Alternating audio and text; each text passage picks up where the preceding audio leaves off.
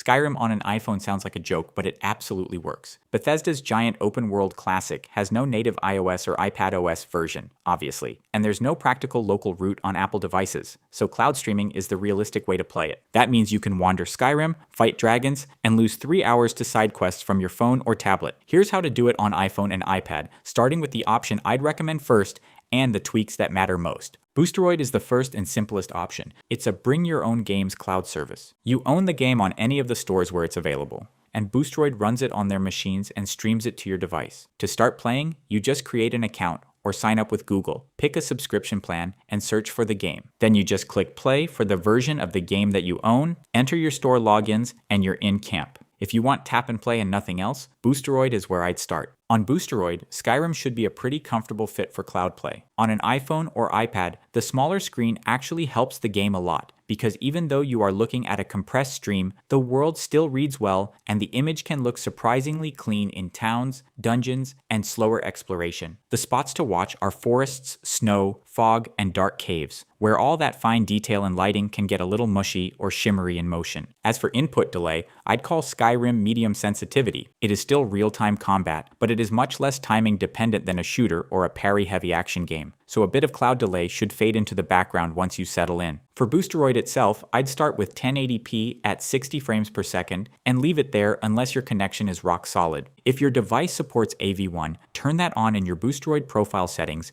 because it should keep the image cleaner at the same bitrate. On iOS, Boosteroid works through the browser, so we recommend using Safari or a specialized browser like CloudGear. Also, a strong 5G Wi-Fi is recommended with no background downloads trying to eat your bandwidth. Inside Skyrim, the safest tweaks are to reduce depth of field and any blur you notice first. Keep TAA on at the start, because it usually does a better job calming distant shimmer than turning anti-aliasing off. And if bright outdoor areas still break up, try lowering volumetric lighting a bit. For controls, a small bump to look sensitivity helps, and if your controller software allows it, slightly lower dead zones so the camera feels snappier.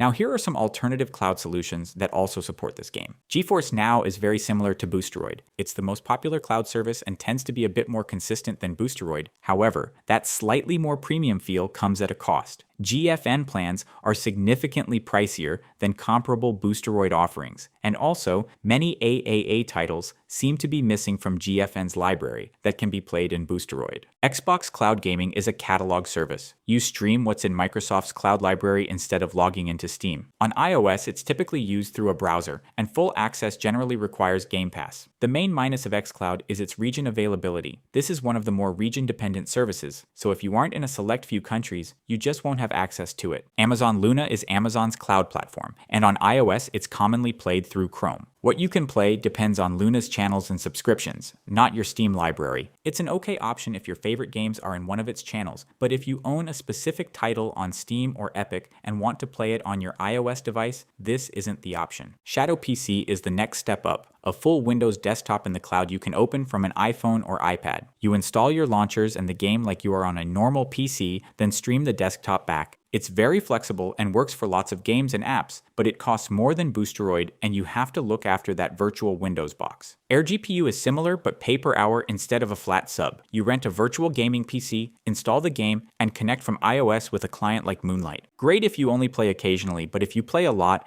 the hourly and storage costs add up fast.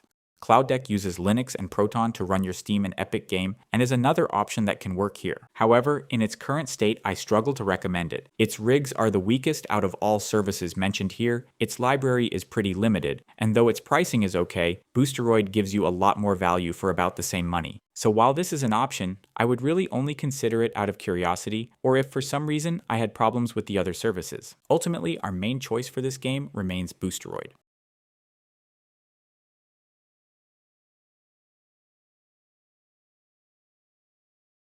Whichever cloud route you choose, playing PC games with touch controls is mostly misery. We strongly recommend using a controller, and there's no shortage of controllers to use with an iPhone, My recommendation is getting a telescopic controller like a Backbone one or a Razer Kishi that turns your phone into a handheld, but you can also go with a full-size Bluetooth controller, especially if you want to AirPlay your phone's screen onto your TV. A quick side note here, if you do go for a telescopic controller, pay attention to compatibility. For iPhone 15 or newer, use USB-C controllers that explicitly list iPhone support. On iPhone 14 or older, you need Lightning models like Backbone 1 Lightning or Razer Kishi V2. Also avoid older Android-only USB-C grips. They may plug in, but many simply don't work properly with iOS. Now for the TV streaming option, if you'd rather play on a big screen, you can mirror your device with AirPlay to an AirPlay-compatible TV. For the lowest lag, plug your iPhone or iPad directly into the TV with a USB-C or Lightning to HDMI adapter and use your controller as normal. So on iOS, playing this game basically comes down to picking a cloud service that fits your budget and patience level, pairing a decent controller, and making sure your Wi-Fi is solid. And if you also have a Mac and want to play the game there too, check out the video that will now appear on your screen to view the options available there. Also, if you want to support our channel and want us to keep making these and other gaming videos for Apple users,